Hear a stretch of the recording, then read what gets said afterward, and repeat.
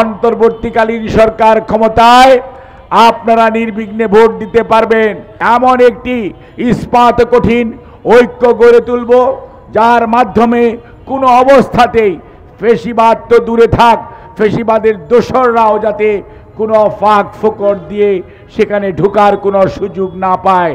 নিজেদের ঐক্যকে আমরা দৃঢ় করব এবং ঐক্যবদ্ধভাবে রাজপথে থেকেই আমরা যত ষড়যন্ত্রই আসুক, দেশ বিরোধী যত ষড়যন্ত্র আসুক, দেশের স্বাধীনতা বিরোধী ষড়যন্ত্র আসুক, সকল দেশি বিদেশি ষড়যন্ত্রকে আপনাদেরকে সাথে নিয়ে মোকাবেলা করার জন্য আমরা আজকে শপথ নিতে চাই এবং আমরা আহ্বান জানাতে চাই 12 দলীয় জোট নেতৃবৃন্দের প্রতি। আপনারা অতীতেও গণতন্ত্র পুনরুদ্ধারের আন্দোলনে আমাদের সাথে ছিলেন, এখনও আছেন। ইনশাআল্লাহ আগামী দিনে বাংলাদেশের মানুষকে একটি সুখী সমৃদ্ধ আগামীর বাংলাদেশ তারেক রহমানের নেতৃত্বে পরিচালিত হবে। আজকে কেউ ঝটিকা মিছিল করছে, কেউ মব সন্ত্রাস করছে, অথবা কেউ অন্যায় অত্যাচার হত্যা গুম এর সাথে সম্পৃক্ত থাকার পরেও নিশ্চিন্ত মনে যার যার বাড়িতে অবস্থান করে যার যার ব্যবসা প্রতিষ্ঠান সুন্দরভাবে পরিচালনা করছে। এজন্য কিন্তু 15.5 বৎসর মানুষ গণতন্ত্রের জন্য লড়াই করে নাই। এজন্য শহীদ সাইদ, আবু সাইদ বা মুগ্ধদের মতো বা ওয়াসিমদের মতো ছেলেরা শহীদ হয় নাই। এজন্য এখানকার চৌধুরী আলম অথবা ইলিয়াস আলীরা গুম হয়ে আজকে কোথায় কি অবস্থায় আছে আজও আমরা জানি না। কাজেই আজকে এই অবস্থায় একটি জিনিস অত্যন্ত স্পষ্টভাবে বর্তমান অন্তর্বর্তীকালীন সরকারের কাছে আমরা বারবার বলেছি, আমরা লক্ষ্য করছি ওনারা কখনো কখনো বেশ সদিচ্ছা নিয়েই তারা চেষ্টা করছেন আগামী মধ্য ফেব্রুয়ারির মধ্যে নির্বাচনের জন্য। আমরা এটাকে সাধুবাদ জানাই, কিন্তু আমরা যখন দেখি যে ফেসিবাদের দোসররা অনেক নামে বেনামে গণতন্ত্রের জন্য রাজপথে ছিল, সেই সমস্ত মানুষগুলোর সাথে একাকার হয়ে যে আবারও বাংলাদেশি জাতীয়তাবাদ, দেশের স্বাধীনতা এবং সার্বভৌমত্বের জন্য হুমকি হিসাবে কাজ করা, বাংলাদেশকে একটি মৌলবাদী রাষ্ট্র হিসাবে বিশ্বের মানচিত্রে তুলে ধরার জন্য কেউ কেউ বিভিন্ন কর্নার থেকে চেষ্টা করছেন, যাতে করে ফেসিবাদের ফিরে আসার পথ সুগম হয়। আমাদের এই দেশের মানুষ ধর্মপ্রিয় মানুষ, আমাদের এই দেশের মানুষ অসাম্প্রদায়িক মানুষ, আমাদের এই দেশে দীর্ঘ শত শত বৎসর ধরে হিন্দু মুসলমান বৌদ্ধ খ্রিস্টান, পাহাড়ের মানুষ সমতলের মানুষ একই সাথে শান্তিপ্রিয়ভাবে বসবাস করছে এবং করে চলেছে। এটার অতীত ঐতিহ্য রয়েছে, কিন্তু এখানে কেউ কেউ ধর্মীয় উগ্রতাকে উস্কে দিতে চায়। আজকে মনে রাখতে হবে, আমরা অত্যন্ত ধৈর্যের সঙ্গে এবং মনে রাখতে হবে বিচক্ষণতার সাথে পরিস্থিতির মোকাবেলা করতে হবে। আমার ধর্ম আমি করব, আপনার ধর্ম আপনি করবেন। কোনো অবস্থাতেই আজকে শেখ হাসিনা পালিয়ে ইন্ডিয়াতে আছে, কিন্তু তার যে দোসররা আজকে যে আপনার আমার মাঝখানে ছড়িয়ে আছে, এই কথাটি ভুলে গেলে চলবে না। এবং এই মানুষগুলো খালি সুযোগ খুঁজছে, কখন সুযোগ পাবে এবং স্বৈরাচারের তাদের দোসর। আপনারা যদি খালি বিগত 15 বৎসর দেখেন তাহলেই হবে না, আপনাদের 86-র কথাও মনে রাখতে হবে, 88-র কথাও মনে রাখতে হবে এবং বাংলাদেশের স্বাধীনতা পরবর্তী প্রতিটি ঘটনার কথা আপনারা যারা মুরব্বী তাদের মনে থাকতে হবে। নতুন জেনারেশন জেডের অনেক জিনিস পড়তে হয়, কিন্তু আমরা যারা বয়স 50-এর অধিক তাদের নিজের চোখে আপনারা অবলোকন করেছেন দেশের অবস্থা কি ছিল, কখন কে কী ধরনের রোল প্লে করেছে, অর্থাৎ মুখে এক কথা বলেছে, মনে আরেকটা করেছে, কাজের সময় আরেক জিনিস, যাকে ইসলামে বলে মুনাফিকি। এবং এইটি কিন্তু কোনো অবস্থাতেই কোনো দেশপ্রেমিক মানুষের, ধর্মপ্রাণ মানুষের কাজ হতে পারে না। কাজেই আপনাদের এবং আমাদের সবাইকে মনে রাখতে হবে, আজকে আমরা শুধু আওয়ামী লীগকে শুধু নয়, শেখ হাসিনার যারা দোসর তাদেরকে সহ, অর্থাৎ আজকে অনেক মানুষ, অনেক নেতা আছে।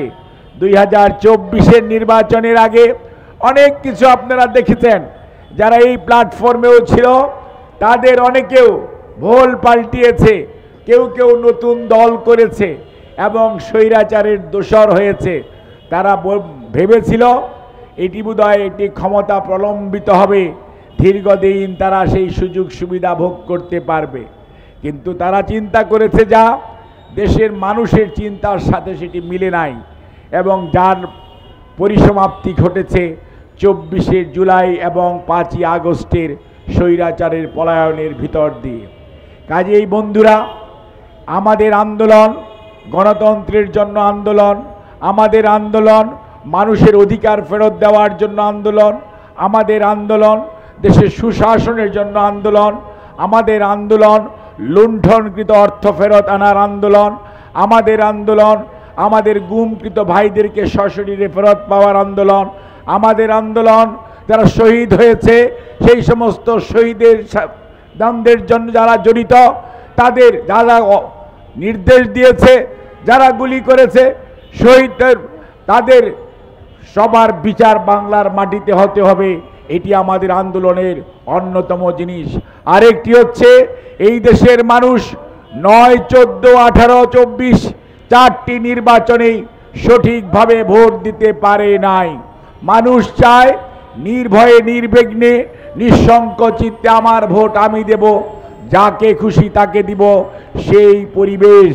কাজেই এই পরিবেশকে ধরে রাখার জন্য আমাদের আন্দোলন কোনো অবস্থাতেই ভাবার কারণ নাই অন্তর্বর্তীকালীন সরকার ক্ষমতায় আপনারা নির্বিঘ্নে ভোট দিতে পারবেন।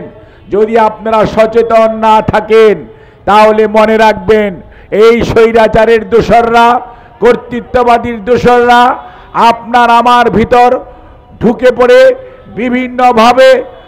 বিভিন্নভাবে আমাদের যে উদ্দেশ্য, অর্থাৎ বাংলাদেশে একটি স্বাধীন সার্বভৌম রাষ্ট্র হিসাবে পৃথিবীর মানচিত্রে থাকবে, বাংলাদেশে কর্তৃত্ববাদী শাসনের কোনোদিন কোনো উত্থান হবে না, বাংলাদেশের নতুন প্রজন্ম, আগামীর ভবিষ্যৎ, তারা তাদের জীবনের, চাকরির, জানমালের নিশ্চয়তা পারবে। সকল ধর্মের মানুষ নিঃসংকোচিত্তে তার ধর্ম প্রতিপালন করতে পারবে। সর্বোপরি আইনের শাসন প্রতিষ্ঠিত হবে এবং জনগণ দ্বারা নির্বাচিত প্রতিনিধিরাই আগামী দিনে নির্ধারণ করবে দেশের স্বাধীনতা, সার্বভৌমত্ব তথা দেশ পরিচালনার দায়িত্ব কাদেরকেই দিবে। সেজন্যই বাংলাদেশ জাতীয়তাবাদী দল এই 12 দলীয় জোট সহ সমমনা দলগুলোকে সাথে নিয়ে যুগপৎ আন্দোলনে যারা সম্পৃক্ত ছিল সবাইকে নিয়ে 31 দফা কর্মসূচি আমাদের ভারপ্রাপ্ত চেয়ারম্যান জনাব তারেক রহমানের নেতৃত্বে ঘোষণা করেছে। সেই লক্ষ্যেই আগামীর বাংলাদেশ কি ধরনের হবে, স্বাস্থ্য ব্যবস্থা কি হবে, আইনের শাসনের কি অবস্থা হবে, কৃষি ব্যবস্থা কি হবে এবং জনপ্রশাসন কি হবে, সর্বোপরি মানুষ কিভাবে তার প্রয়োজনে তার যে ভাত কাপড় এবং আপনার খাদ্যের যে চাহিদা, অর্থাৎ মৌলিক চাহিদা কিভাবে মেটানো যাবে, তার প্রতিটি জিনিসই 31 দফা কর্মসূচিতে সকল বিএনপি সহ সকল গণতন্ত্রকামী রাজনৈতিক দল একত্রিতভাবে জুলাইয়ের 23শে জুলাই সেটি ঘোষণা করেছে। অর্থাৎ এটি হচ্ছে আগামী দিনের বাংলাদেশের ভবিষ্যৎ রূপরেখা, কিভাবে বাংলাদেশে আগামীর সরকার অর্থাৎ সকল মানুষকে সাথে নিয়ে একটি সরকার পরিচালিত হবে, যেই সরকারে মানুষ আস্থা রাখবে, যেই সরকারে দেশের সুশাসন নিশ্চিত হবে, আইনের শাসন নিশ্চিত হবে এবং নিরপরাধ কোনো মানুষ সাজাপ্রাপ্ত হবে না, অপরাধীরা ছাড়া পাবে না। কাজেই এই ধরনের একটি সামাজিক অবস্থা, এই ধরনের একটি বন্দোবস্তের জন্যই আমরা লড়ছি, 12 দলীয় জোট লড়ছে, বাংলাদেশ জাতীয়তাবাদী দল লড়ছে। আমাদের আহ্বান থাকবে আপনাদের প্রতি, আমরা দেশের মানুষকে সম্পৃক্ত করে এমন একটি ইস্পাত কঠিন ঐক্য গড়ে তুলব, যার মাধ্যমে কোনো অবস্থাতেই ফেসিবাদ তো দূরে থাক, ফেসিবাদের দোসররাও যাতে কোনো ফাঁক ফোকর দিয়ে সেখানে ঢোকার কোনো সুযোগ না পায়।